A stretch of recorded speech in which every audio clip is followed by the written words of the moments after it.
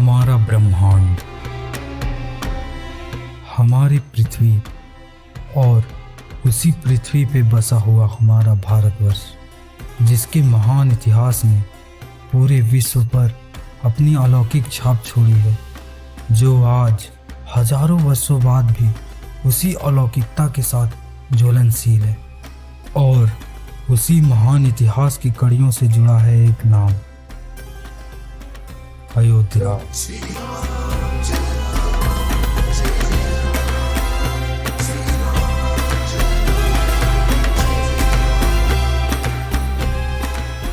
अयोध्या केवल उन साधारण नगरों में से एक नहीं है जिसे सिर्फ प्राचीन होने का गौरव प्राप्त हो, वरन यह उन धार्मिक एवं सांस्कृतिक महानगरों में से एक है जिसके इतिहास ने संपूर्ण विश्व को प्रभावित किया है।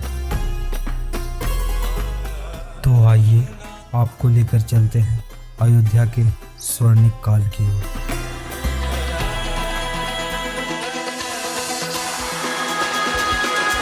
अयोध्या, जो कोसला साम्राज्य के लिए हमेशा से आकर्षण का केंद्र रहा था, इस महानगर की सुंदरता का उल्लेख महान ऋषियों, ज्ञानियों एवं कवियों द्वारा रचित उनके पुराणों, ग्रंथों तथा महाकाव्यों में मिलता है। प्रभु श्री राम ने अयोध्या में अवतार लेकर उसे ऐसी प्रसिद्धि प्रदान की थी जिसकी चमक आज तक विलीन नहीं हुई है। प्रभु श्री राम ने यहाँ एक आदर्श राजा के रूप में शासन किया। इनके शासनकाल के दौरान इनके योगदानों के कारण अयोध्या पूरे संसार में आदर्श नगर के रूप में विख्यात हुआ। इस स्वर्णिम काल में अयोध्या ने प्रत्येक क्षेत्र में पूरी गति के साथ विकास किया, चाहे वो युद्ध शैली में कौशल प्राप्त करने की हो या ज्ञान के क्षेत्र में महारत हासिल करने की। सब में वहाँ के लोगों ने बढ़ चढ़कर हिस्सा लिया।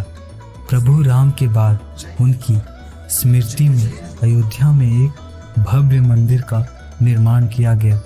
यह निर्माण कार्य भगवान राम के आदर्शों और महत्वाकांक्षी घटनाओं को याद करने के लिए महत्वपूर्ण है, जो भारतीय धर्म, संस्कृति और ऐतिहासिक विरासत को महत्वपूर्ण रूप से पुनर्जीवित करता है।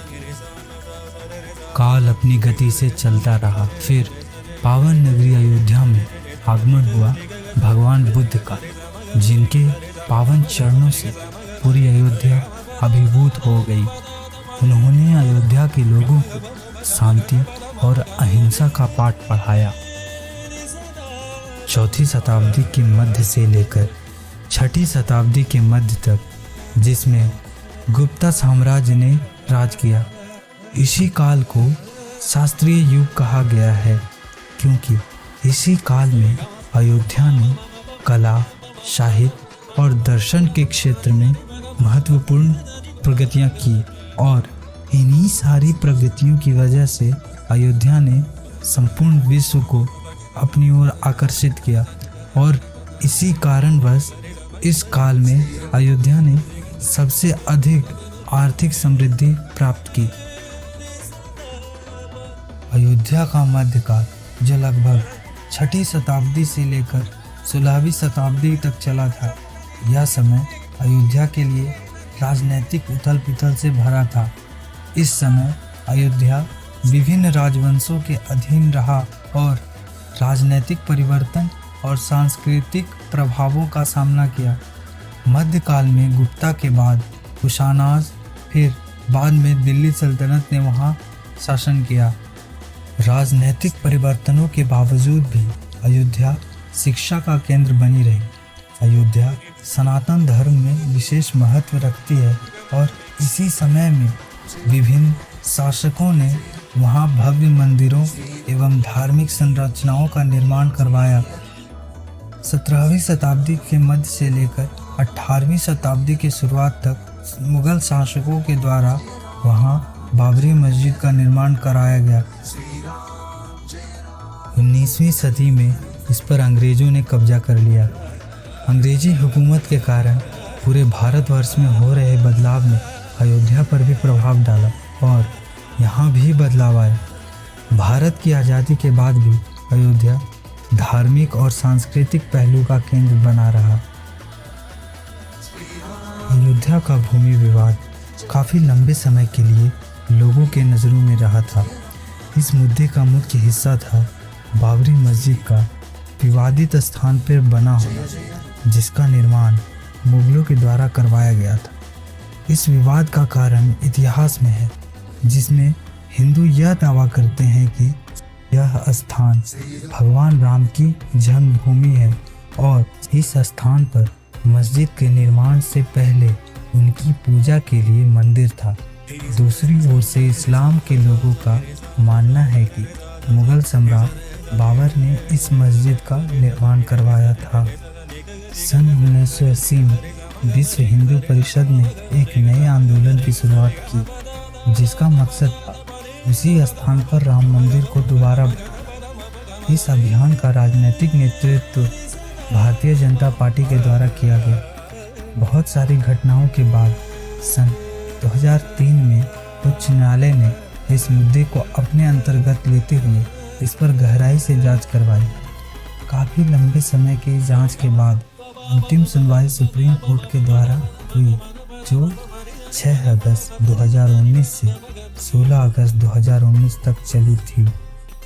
आखिरकार 9 नवंबर 2019 को सुप्रीम कोर्ट ने उस स्थान पर हिंदुओं को मंदिर बनाने की अनुमति दे दी। इस राम मंदिर निर्माण की पहली 5 अगस्त 2020 में भूमि पूजन के बाद लगाई गई और निर्माण कार्य पुनः शुरू कर दिया गया, जो लगभग 3 वर्षों की अवधि के लगातार निर्माण से अब बनकर तैयार हो चुका है। राम मंदिर का ऐतिहासिक उद्घाटन जनवरी 22, 2024 को होने जा रहा है, जिसमें लाखों लोगों की उपस्थिति जताई जा रही है।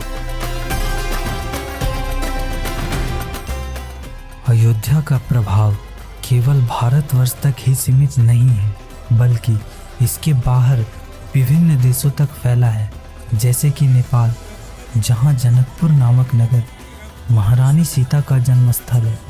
थाईलैंड, जहां रामायण की कहानी को रामेकिन नाम से जाना जाता है। इस पावन धरती की संस्कृति को लोगों ने प्रेम से अपनाया और अपने भीतर बसा लिया है। अयोध्या हमेशा से पूरे भूमि स्थल को प्रभावित करता आया है, कर रहा है और करता रहेगा।